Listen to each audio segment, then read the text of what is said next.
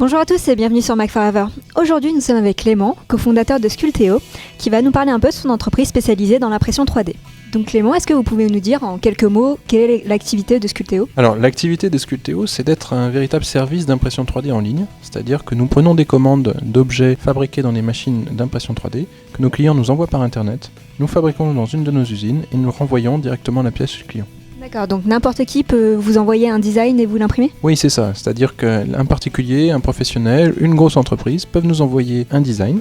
Nous l'imprimons, nous le fabriquons, nous le finissons, puisque c'est pas tout de l'imprimer, mais il faut aussi faire un peu de finish, un peu de polissage, un peu de teinture par exemple, et nous l'envoyons directement au client. À l'heure qu'il est-ce qu'il y a un vrai potentiel et un marché pour ça, ou est-ce que c'est plutôt anecdotique, comme vous disiez, de la personnalisation, ou des petits gadgets pas vraiment utiles ? Alors c'est un petit peu les deux, c'est-à-dire que ce qu'on entend beaucoup dans les médias ou ce qu'on lit beaucoup sur le journal, c'est qu'il y a un gros essor de l'impression 3D personnelle. Alors ça c'est une réalité, mais c'est une réalité assez gadget. C'est-à-dire que finalement, qu'est-ce que le personnel fait avec une imprimante 3D ? Pas énormément de choses, pas beaucoup de choses très utiles.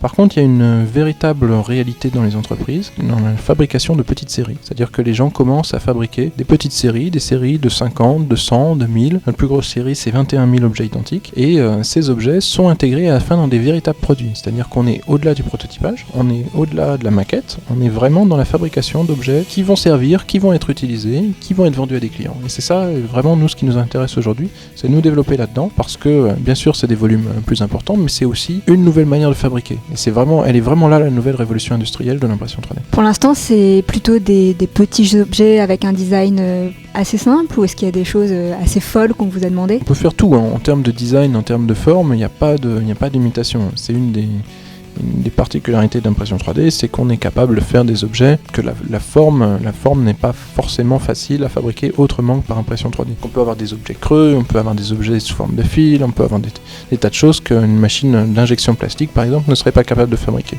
D'accord, donc il y a des formes qu'on peut faire en impression 3D et qu'on peut pas faire avec un moule ? Oui, bien sûr, il y a beaucoup de formes qu'on peut faire avec les imprimantes 3D qui ne sont pas faciles à faire avec des moules ou qui ne sont pas du tout faisables. Par exemple, cette forme qui est fabricable avec l'imprimante 3D qui n'est en elle-même pas fabricable avec un moule. C'est-à-dire que si on voulait faire ça avec un moule, il faudrait faire des tas de petits moules et recoller des fils de plastique les uns derrière les autres. Ça sort en une seule pièce de l'imprimante 3D et ça pourrait sortir aussi en une seule pièce si on avait caché un objet à l'intérieur de la cage. Est-ce que vous pensez que c'est une opportunité pour les artisans, petits designers, de faire des séries plus restreintes à moindre coût ? Alors d'abord, c'est une opportunité de créer des business qui n'existaient pas. On a un client par exemple qui s'appelle Cam Boutique qui fait une caméra un petit peu comme une GoPro mais spécialisée pour les sports équestres. C'est un petit peu un marché de niche. On vend quelques milliers d'objets par mois et le client en fait passe par nous pour fabriquer toutes les pièces plastiques. Une fois qu'il a ces pièces plastiques, il intègre sa caméra à l'intérieur et c'est ça son produit fini. C'est-à-dire qu'on n'est vraiment pas dans du prototypage, on est vraiment dans le produit fini. Donc on peut acheter cette caméra sur Cam Boutique, c'est vraiment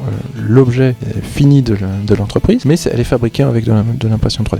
Et faire ça sans impression 3D, ça lui aurait coûté peut-être 80 000 € d'investissement pour faire des moules et donc il ne se serait pas lancé.